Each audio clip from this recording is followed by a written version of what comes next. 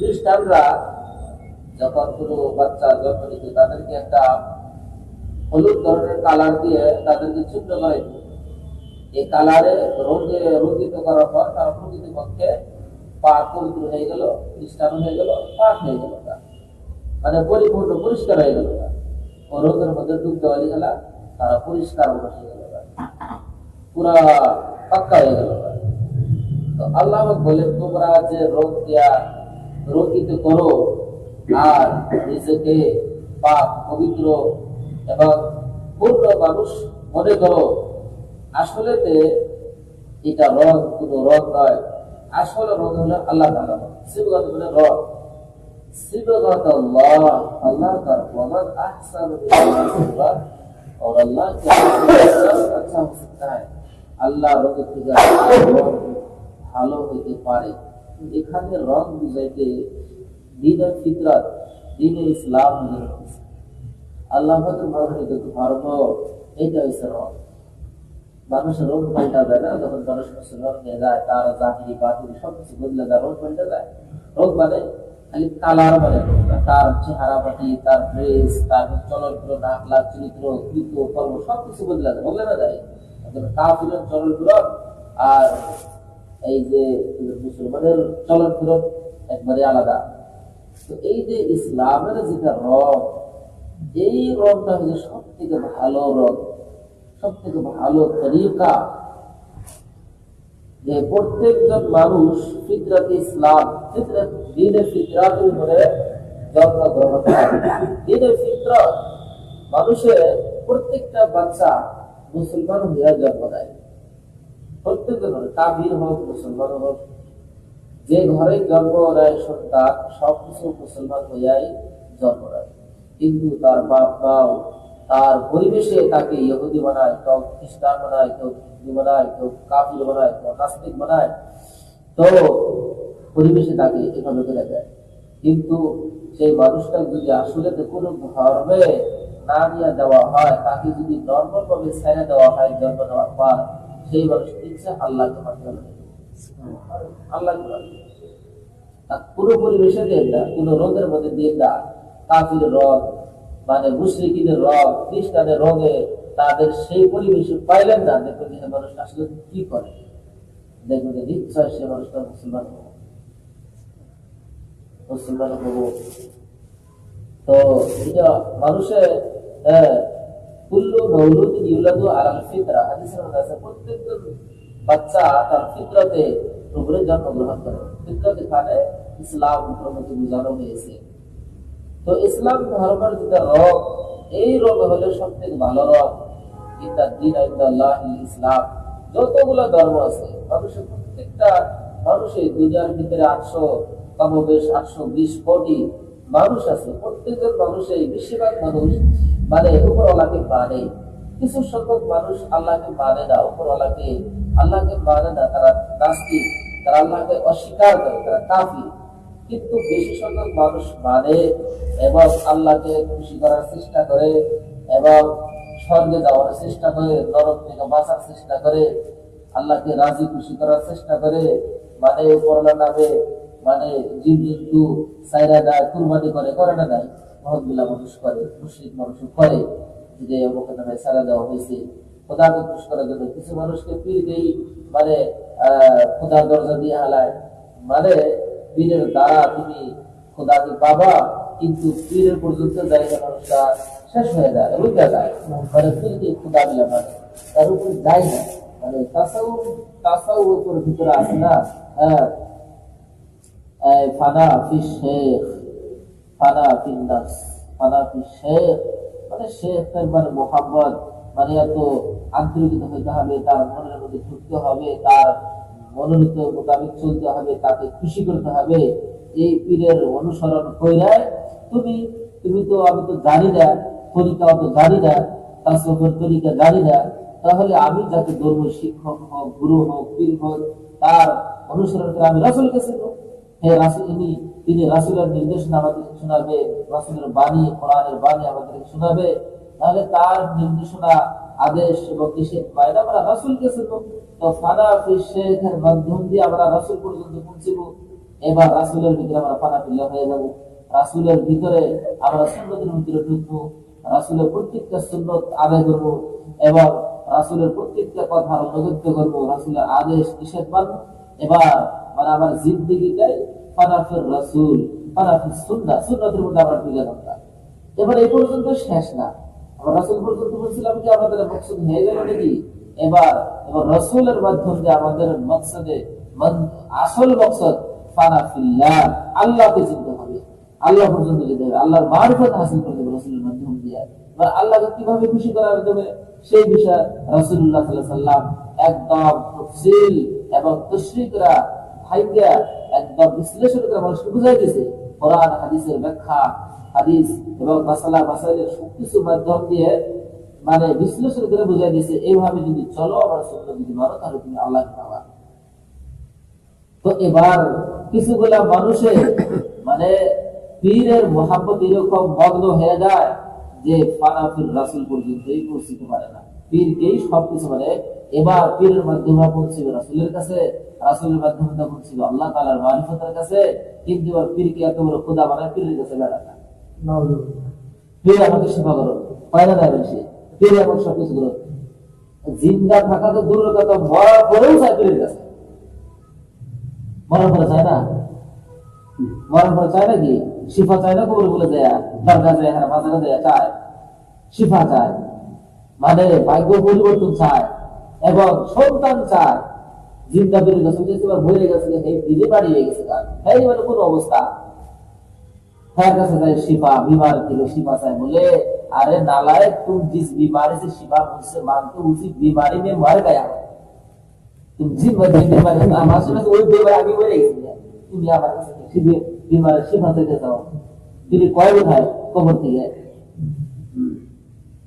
আর যদি বাচ্চা চাওয়ারে আমি নিজেই আমি আসবার বাড়ি যাই দুনিয়ায় আমার ইচ্ছায়, আমি যে এত বড় পীর হয়েছে আমি নিজেই তো নিজের ইচ্ছা হয় না, তোমাদের আর কি সন্তান। এরকম অবস্থা ইসলামের ভিতরে থাকা বহুত গুলা মানুষের ভিতরে আছে, খোদা পর্যন্ত পৌঁছতে পারে না, আল্লাহর মারিফত পর্যন্ত পৌঁছতে পারে না।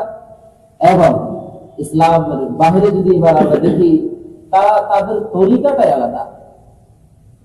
ফাজিরু ইলাল্লাহ, আল্লাহ পাক বলেন সিধা আল্লাহর দিকে ভাগো, আল্লাহর দিকে দৌড়াও। কোন মাধ্যম বলতে এই যে যেটা শিরকি মাধ্যম, এই মাধ্যম ধরো না, ইবাদতের মাধ্যম ধরো না, তুমি ইলমের মাধ্যম ধরো, ইলমের মাধ্যম ধরো, শিক্ষার মাধ্যম ধরো। শিক্ষার ভিতরে তুমি কাউকে তুমি গুরু মানো, কিন্তু ইবাদতের মধ্যে তুমি কাউকে মাধ্যম মানো না। তুমি কারো ইবাদত কইরা তুমি আমাকে পাবা না, আমাকে চাও না।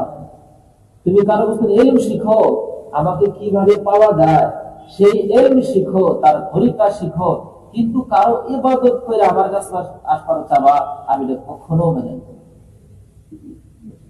কারো ইবাদত করে কাউকে সেজদা করে যে পীরে বা এই বুট দিয়ে এই পাথরে আমাকে সুপারিশ করবো, ইবাদত করলাম, যে খুশি হব, এর খুশি হইয়া খোদার কাছে সুপারিশ করবো আর আল্লাহ আমাদেরকে মাফ করে দেব, এরকম ইবাদতের মাধ্যমে কাউকে শরীক করিও না। ইন্না শিরকা লা যুলমুন আযীম, নিশ্চয় শিরক হলো বড় একটা অপরাধ। সমস্ত গুনাহ আল্লাহ মাফ করে দেবে, কিন্তু শিরকি গুনাহ কখনো মাফ করবে না। শিরক ফিল ইবাদা, শিরক ফিল আকীদা, দুই ধরনের শিরক আছে। আর শিরক ফিল জাত, শিরক ফিল সিফাত, কয়েক ধরনের শিরক আছে। একটা শিরক ফিল জাত, কেউ যদি খোদাকে কয়েকটা মানে, যেহেতু শিরক ফিল জাতের মধ্যে তারা খ্রিস্টানরা বলে তিনজন মিলা হয়েছে আল্লাহ তাআলা খোদা, মারিয়াম ঈসা, এই দুইজন খোদার অংশীদার, নাউজুবিল্লাহ মিন যালিক। জাতের মধ্যে তারা শিরক করে ফেলায়। আবার কিছুগুলা মানুষের সিফাতের ভিতরে শিরক মানে, সিফাত আল্লাহ পাকের একটা সিফাত হলো রিজিক দেনেওয়ালা, ইন্নাল্লাহ রাজ্জাক। কিন্তু কোন মানুষকে যদি ভাবে এই আবার মানে ধনী করে দিতে পারবো, আমার ভাগ্য বদলে দিতে পারবো, আমাকে মালদার করে দিতে পারবো, আমাকে সুখী করে দিতে পারবো, আবার মাল দৌলত বাড়ায় দিতে পারবো, আমার মালটা কমায় দিতে পারবো, এর চালাকি চক্রান্তর কারণে আমার মাল দৌলত, আমার রিজিকের রাস্তা, আবার কামায়ের রাস্তা বন্ধ হয়ে যাবো, এই আকীদা কেউ যদি রাখে, এটা শিরক। এটা শিরক। কোনো মানুষের রিজিকের রাস্তা খুলেও দিতে পারে না, এবং কোনো মানুষের রিজিকের রাস্তা বন্ধও করতে পারে না। দেনওয়ালা মালিক আল্লাহ তাআলা। এই আকীদা দেখতে মুসলমানের মধ্যে থেকেও আমাদের আকীদার ভিতরে যদি দুর্বল থাকে, এটাই শিরক। এবার আমরা যেগুলা মানুষের সম্মুখে পাথর বা গাছকে রেখে মাথা নত করে সিজদা করে, এটা আমরা শিরক বলে মানি না নাই? তারা হলো হরে কৃষ্ণ বলে, কাঞ্চন, কুমার, এগুলো নাম।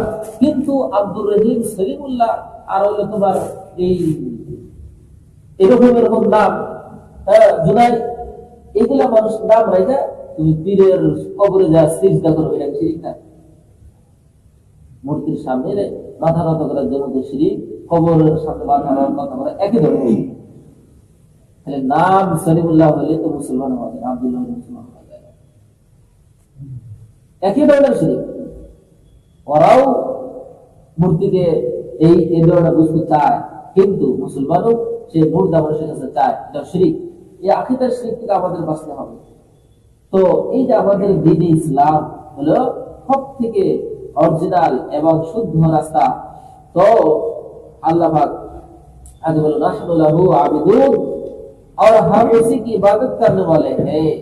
আমরা আল্লাহ পাক যেমন করি, কুলাতু হাজ্জুনা বিল্লাহি ওয়া রাব্বুকুম, হে নবী আপনি তাদেরকে বলে দেন, খ্রিস্টানদেরকে বলে দাও যে उस अल्लाह के बारे में, उस रब के बारे में तुम झगड़ा करते हो जो हमारा रब भी है और तुम्हारा रब भी है। যে আল্লাহকে আল্লাহ মানে, সেই আমরা আল্লাহ মানি। খ্রিস্টানরা, ইহুদিরা আল্লাহকে মানে, তাদের কিতাব আছে, আসমানি কিতাব, তাওরাত, জবুর, ইনজিল আছে, কিন্তু কেন ঝগড়া কি? তোমরা তো কি আল্লাহকে মানো, খ্রিস্টানরা মানে, ইহুদিরা মানে, কেন ঝগড়া করতেছ? কিন্তু মনে রাখো, তোমরা যে যাই কাজ করো, ওয়ালানা আমালুনা ওয়ালাকুম আমালুকুম, তোমাদের আমল তোমাদের সঙ্গে থাকবে, আমাদের আমল আমাদের সঙ্গে থাকবে। ঝগড়া করো, কারা শুদ্ধ পথে, কারা ভুল পথে, এটা কিয়ামতের দিন আল্লাহ ফয়সালা করবে। কারা ভুল পথে, আজ দুনিয়ার মধ্যে সবাই নিজেকে এই যে শুদ্ধ মনে করে, নিজে যেটা করে এটাই শুদ্ধ মনে করে, এটা শুদ্ধ রাস্তা মনে করে, আমি ভুল করতেছি এটা আমি শুদ্ধ মনে করতেছি। প্রকৃতপক্ষে আসলে তো শরীয়তের নজরে এবং দিলের সাদা চশমা লাগায় যদি দেখা যায় কোনটা শুদ্ধ কোনটা ভুল, রঙিন চশমা লাগায় কখনো মানুষ শুদ্ধ ভুল যাচাই করতে পারো না। তুমি তোমার চোখে হিংসার লাল চশমা লাগাইছো, সমস্ত লালই দেখা যাবে, সব লাল দেখা যাবে, সব লাল, এটা সব রং। এবার তুমি সবুজ চশমা লাগাইছাও, তোমার সবুজ দেখা যাব, তুমি বাছাই করতে পারবে না। ভোট কথা, তোমার দিল কুফরি, শিরকি এবং যত গুনাহ আছে এগুলো থেকে বাঁচো। তারপরে শুদ্ধ এবং সাদা দিল দিয়ে দেখো যে শুদ্ধ কি ভুল কি, তোমার আকলে তোমাকে বলে দেব, তোমার দিলে তোমার সাক্ষী দেব। মনে করেন না যে আকলিয়ত আর আকসারিয়ত, জনসংখ্যা যেদিকে বেশি সেটা যে শুদ্ধ, এটা কোনো ঠিক নেই। শুদ্ধ ভুল জনসংখ্যার উপরে ভিত্তি করা হয় না, শুদ্ধ হতে কমই মানুষ থাকে, ভিড় থাকলে শুদ্ধ হয় না, একাকের মধ্যেও শুদ্ধতা থাকে। এরকম যেমন আসবো যে আপনি মানুষকে বুঝাইতে পারবেন না, শুদ্ধ রাস্তা আনতে পারবেন না, ওই সময় কি করবো? তুমি একাকি মানে নির্জনতা অবলম্বন করবে। তুমি দেখবা যখন সমস্ত মানুষ ভুল পথে চলে আসে আর তুমি তাদেরকে বুঝে শুদ্ধ পথে আনতে পারছো না, তাহলে তুমি একা থাকার হুকুম হয়েছে। আর যত সম্ভব তুমি মানুষকে শুদ্ধ পথে আনার চেষ্টা করতে হবে। যখন দেখলা যে আমি কইলে আমার আগুন, পেট্রোলের মধ্যে যে আগুন ধরে আগুন করে ঠিক না, শুদ্ধ কথা বলি, তাইলে ওখানে আর ভালো কথা বলি না। যেমন কিছু আসছে আর আসবে, আসে না? শুদ্ধ কথা বলে মানুষের জ্বলে ওঠে, আসে না? শুদ্ধ কথা বলে জ্বলে, ভালো কথা বলি আর ভুল কথা বলবেন যেগুলো আপনার पार्टनर बाबा को ऐसा बताना गारंटी गिबत करने वालों के साथ गिबत में बैठ जाओ, तुमको चाय पिलाएंगे, तुमको दोस्त बनाएंगे, लेकिन उसके मुंह पर मारो यार क्यों गिबत करते हो, कल से तुम्हारी दोस्ती कर ऐसा ना नहीं, इससे नहीं चलेगा, ये तो अलग है, सूफी है, ये अलग है, ये बिल्कुल मुअतज़िला है, ये हालत हो गया একা থাকার মধ্যে ভালো আছে বলে একা থাকার থেকে ভালো মানুষের সাথে থাকা ভালো, ভালো মানুষের সাথে থাকা ভালো, কিন্তু খারাপ মানুষের সাথে থাকার থেকে একা থাকা ভালো। ভুল কথা বলার থেকে চুপ করে থাকা ভালো। আবার ভালো মানে চুপ করার থেকে ভালো কথা বলা ভালো। পরিস্থিতি আমাকে আপনাকে কাম আজকের উল্টা হয়ে গেছে না, ভালো কথা বলার নাই, ভালো করলেই উল্টা হয়ে যায়, মানুষের দুশ্মনী করে করোনা নাই। আর এটা শুরু জামানা থেকে আছে।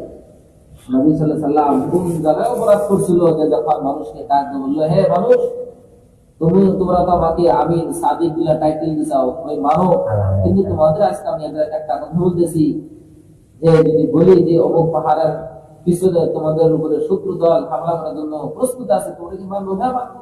তখন বললো যে তোমরা যে ভূত পূজা মূর্তি পূজা করতে চাও, এটা তোমাদের জন্য বিপদ, এটা তোমাদের দুশ্মন, এটা কিয়ামতের দিন তোমাদের হামলা হওয়ার কারণ হয়ে যাবো, সেজন্য এটা বাদ দাও, এক আল্লাহর ইবাদত করো, এক আল্লাহর ইবাদত করো, আর আমি আল্লাহ তাআলার রাসূল, আমাদের রাসূল বিলা মানো, এটা ঘোষণা করলো, তাহলে সব দুশ্মন হয়ে যাবে। কোন জায়গায় খারাপ কথা বলছে, খারাপ কোনটা বলছে, দুশ্মন হয়ে গেল না। শুরু জামানা থেকে ভালো মানুষের বেতন খায়, খারাপ মানুষের বেতন খায় না। শাস্তি ভালো মানুষকে দেওয়া হয়, খারাপ মানুষের দেওয়া হয়। আর সত্য পথে চলবে গেলে কষ্ট হবে, এই জামানার কাছে। আপনি ইসলাম মতো চলে দেখেন, আপনি একা হয়ে যাবেন, প্রথমে একা হয়ে যাবেন, তারপরে আপনার উপর নির্যাতন,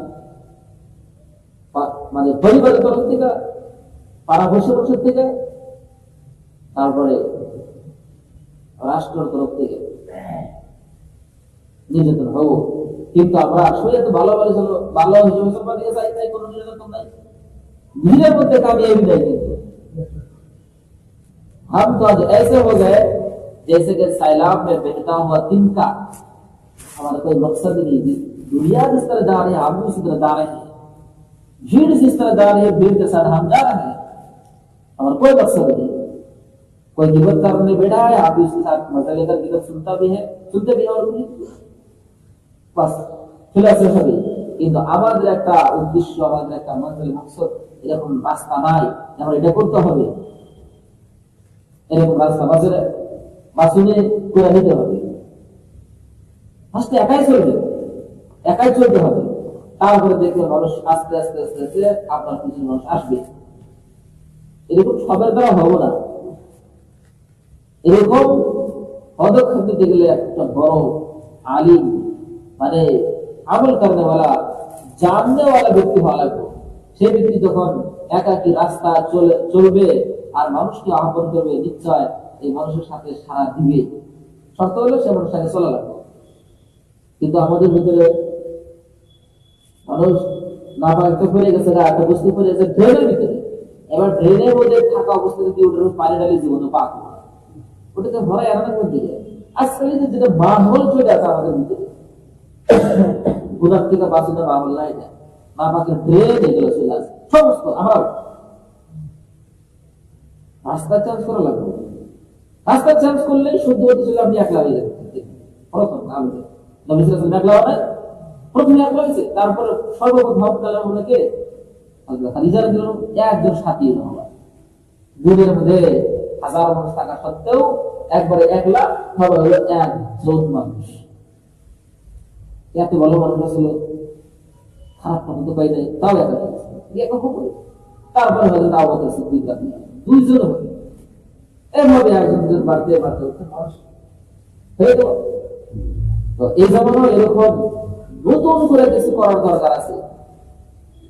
যেভাবে মহলে চলে আসে না সবাই কিন্তু কাজে বললাম ভাই নামাজ পড়ো, আসো মসজিদে আসো, আসলো না, সুদ খাইতেছে, তারপরে হ্যাঁ আগে পয়সা ঠ্যাঙ্গের উপর ঠ্যাং ফেলে গল্প করতেছে, নামাজ এই মানে চা খাইতেছি ভালো খবর না, আর নিজেও খারাপ হয়ে যান, ভালো রাস্তা ভালো হবো বলে চিন্তা নেই করতো ভাই ঘুরার থেকে অসুবিধা করলো ওইটা করো না, তারপরে দেখো জগের সাথে এক প্লেট ওটা খাতা খাইতেছে, তোমার দাওয়াত কি দাম থাকলো? আরে ভাই তুমি আলাদা থাকো, যতক্ষণ পর্যন্ত তাকে এই ভরের না আমরা তা বলে যাই, তাহলে এই উদ্দেশ্যে দাও, চা খাওয়ার উদ্দেশ্যে দেখো বলি যদি দাও এই উদ্দেশ্যে দাও, আর চা খাও বা খেলাও, কিন্তু উদ্দেশ্য দুটো হতে হবে যাতে আমি তার সাথে সম্পর্কিত তাকে নামাজও হতে পারি। কিন্তু এক কাপ চা খেয়ে এই নামাজের দাওয়াত ভুলে যাই, ভুলে না খালি সকালে 2.5 ঘন্টা মতো খাবো, কাউকে শরীর থেকে বাঁচানোর জন্য কিন্তু বরঞ্চ হারাতে বসে কর্মকার করি, এবার সময় আসবো আল্লাহ না করুক তার দিল আর এখানে দিল একই করে দেবো, নাও দিল রাস্তায় থেকে বড় সুস্থ হবে, এটা ভালো মানুষ সেটাও ভাই। তো এরকম করে মানে হকের দাওয়াত দিতে হবে একলা থেকে,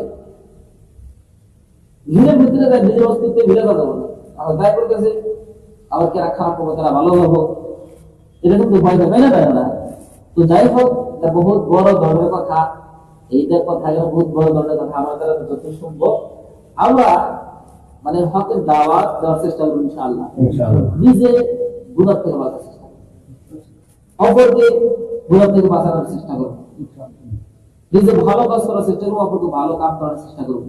আর কাউকে যদি মহব্বত করি আল্লাহর জন্য করবো, আর কারো যদি দুশ্মনী করি আল্লাহর জন্য, তোমার সাথে আমার দুশ্মনী কিন্তু তুমি আল্লাহ না পাবো, এই জন্য দুশ্মনী বলে আমরা সব পাবো।